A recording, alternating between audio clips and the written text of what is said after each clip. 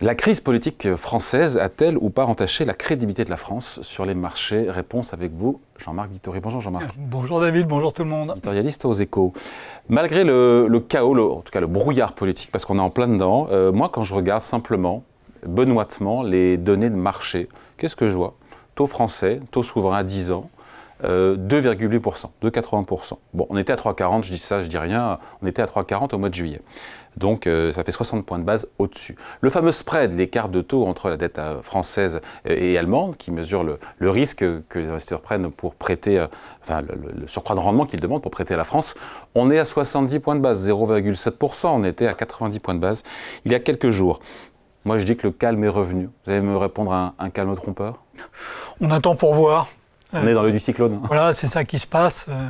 Les investisseurs étrangers qui ont investi en France, on regarde de très près ce que ça donne et on voit d'ailleurs que ça bouge très vite de manière marginale.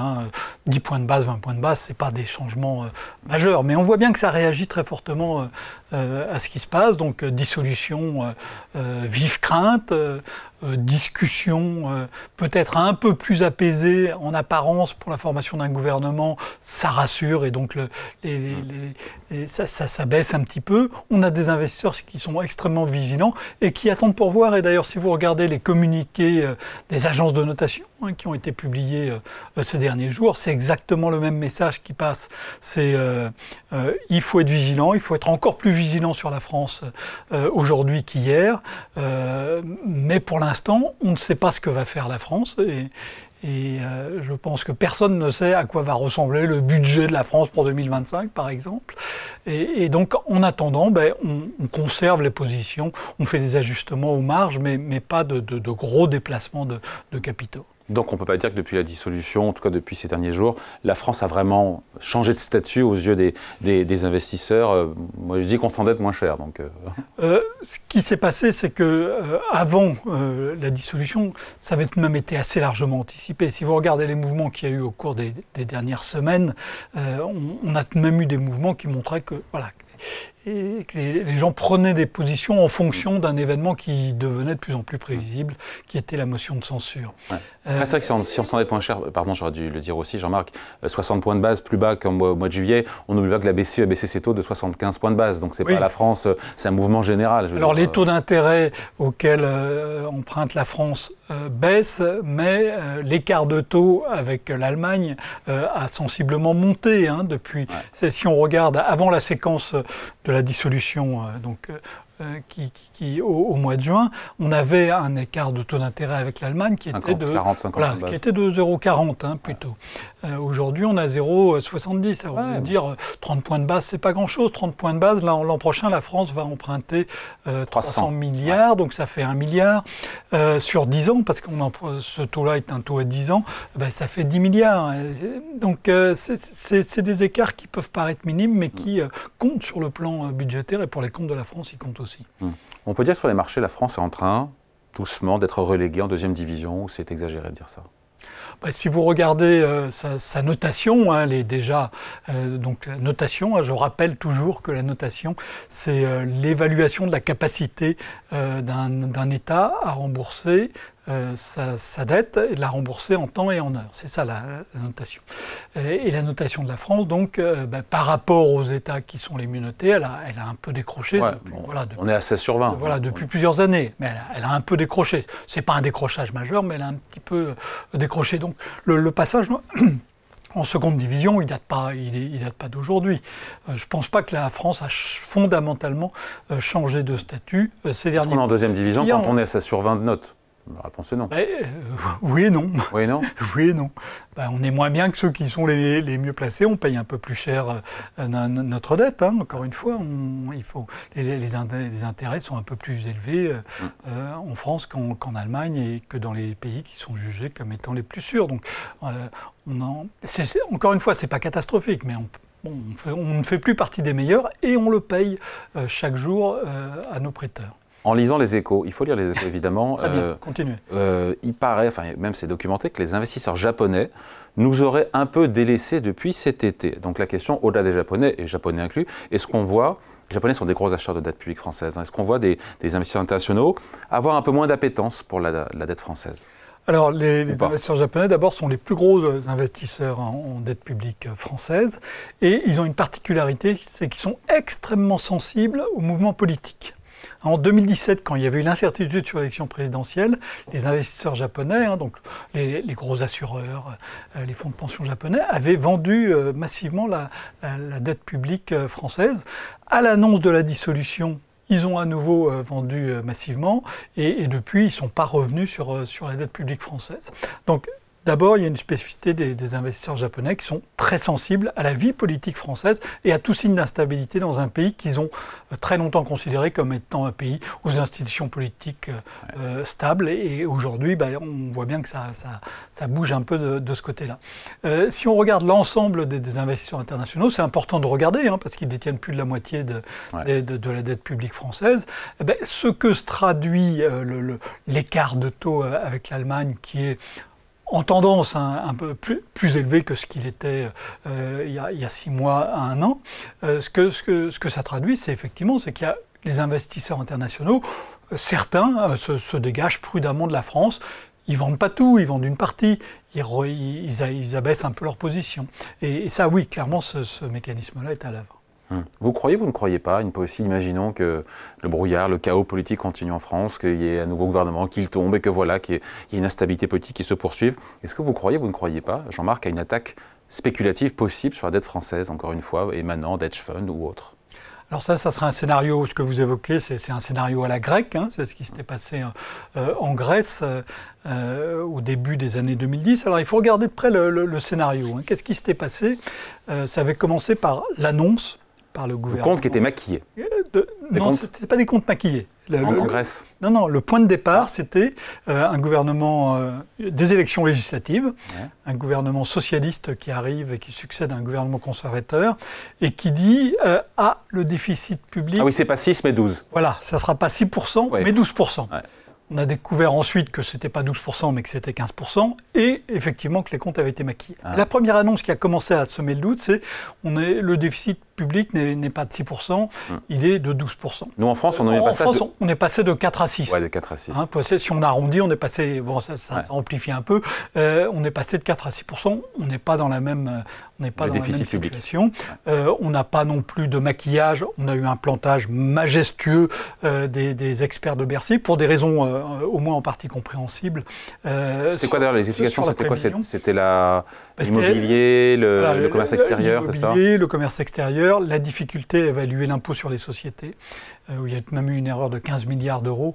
Qui est venue d'où d'ailleurs ça? Elle est venue d'où cette erreur de 15 milliards? C'est très difficile de prévoir. C'est très volatile, les recettes. C'est extrêmement volatile, y compris en cours d'année, parce que l'impôt sur les sociétés qui a été prélevé en 2024 a été prélevé sur les résultats 2023, et même en septembre 2023, c'était difficile de savoir ce qui allait se passer exactement sur les comptes des entreprises. Et donc ça explique. Bon, donc on a eu un plantage majestueux, mais on n'a pas eu de trucage. C'est pas la même chose aux yeux des investisseurs. Donc voilà, le scénario est un peu différent. Mais il y a une différence qui, à mes yeux, beaucoup plus importante, c'est l'énormité de la dette. Ah, c'est le too big to fail, c'est ça? Les Grecs, quand ils ont eu leur problème, ils avaient une dette qui était j'arrondis encore, de 300 milliards d'euros à la louche. Aujourd'hui, la dette publique française, elle est de 3300 milliards. Si on regarde encore en grande masse, c'est 10 fois plus élevé. Et ça veut dire que les investisseurs, ils ont beaucoup plus de titres de dette. Alors, évidemment, ils peuvent les vendre à la casse, soudainement.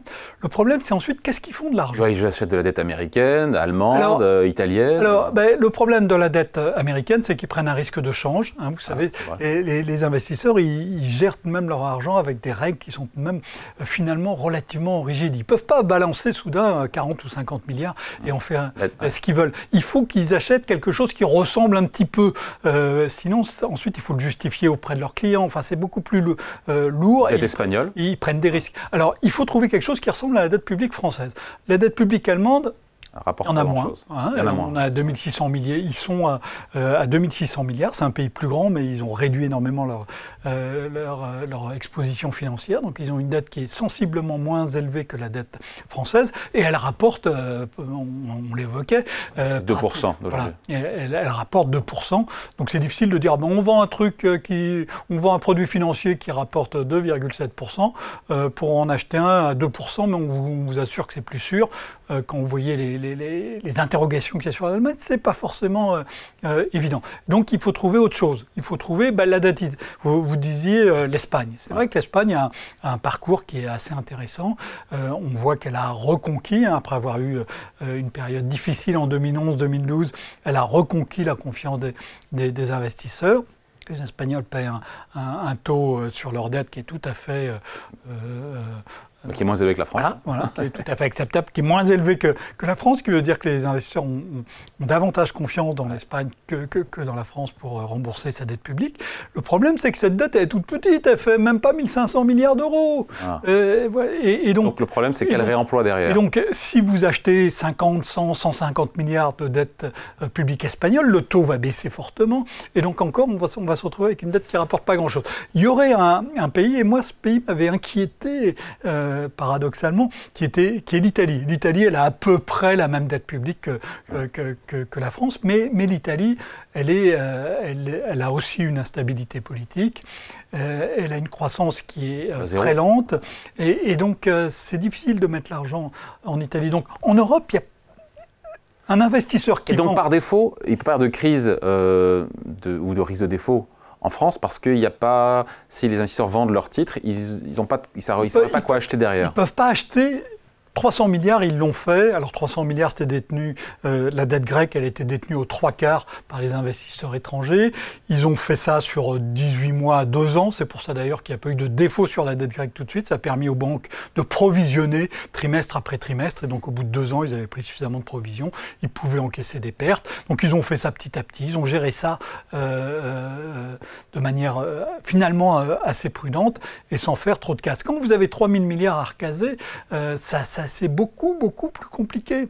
Et donc, on est paradoxalement protégé d'une crise. Ça ne veut pas dire protégé de tout, c'est très, très important. Mais on est protégé, je pense, d'une crise à la grecque par le fait que la dette publique française est beaucoup plus importante. Mais ça ne veut pas dire que tout est parfait dans le meilleur des mondes et qu'on peut se dire on n'a qu'à emprunter 2 fois plus, on sera 2 fois plus protégé. Non, parce que ça a des conséquences très importante on revient au taux d'intérêt. Et si on regarde ce qui se passe en Italie, la France paye encore pour l'instant un taux d'intérêt qui est inférieur à celui de l'Italie. L'Italie, ça fait très longtemps qu'elle a une dette publique élevée, ça fait très longtemps qu'elle paye un taux d'intérêt très élevé, mais ça a des conséquences qui sont absolument dramatiques. L'Italie est un pays qui sous-investit massivement dans l'investissement public. On a vu des ponts qui se sont écroulés de manière spectaculaire, ce n'était pas par hasard. On voit, quand vous vous baladez en Italie, vous voyez qu'il y a des routes qui sont en moyenne. Vous avez des routes qui sont en moins bon état que la France, vous avez des routes qui ne sont pas goudronnées alors qu'en France elles le sont. Vous avez donc on a une faiblesse de l'Italie qui est une faiblesse chronique. Parce que la charge d'intérêt pèse très cher dans les comptes et que c'est au détriment d'autres investissements publics. Exactement. Quand vous avez des taux d'intérêt élevés sur une dette élevée, eh bien, ça pompe les finances publiques et donc ce pompage, il se fait au détriment d'autres dépenses, des dépenses qui sont essentielles. On va avoir besoin d'argent public pour la santé, pour l'éducation, pour la transition énergétique, pour la défense. Et si cet argent, à la place de ça, on le donne à des prêteurs étrangers, c'est ça en moins. Il va manquer. Et le problème, donc, pour moi, c'est pas la crise à la grecque, c'est l'étouffement à l'italienne. Juste un chiffre, moi, qui m'a frappé, quand vous regardez depuis la création de l'euro, ça fait 25 ans, donc on a un quart de siècle. Depuis la création de l'euro, la Grèce a connu une croissance du PIB par tête de 18%. Sur l'ensemble des 25 ans. Donc, avec une crise absolument majeure où le PIB a baissé d'un quart, etc. C'était absolument terrible. Mais donc, le revenu par tête a augmenté de 18%. En Italie, il a augmenté de 9%. Donc, l'étouffement est plus douloureux à long terme qu'une crise brutale dont on se remet ensuite. Bon, reste à savoir combien la France a augmenté son PIB par tête dans cet intervalle-là. C'est bien plus, je n'ai pas regardé le titre. On en parlera une prochaine fois. Merci beaucoup. Billet d'humeur, billet tout court, chronique signé Jean-Marc Vittori, éditorialiste aux Échos. Merci Jean-Marc. Merci.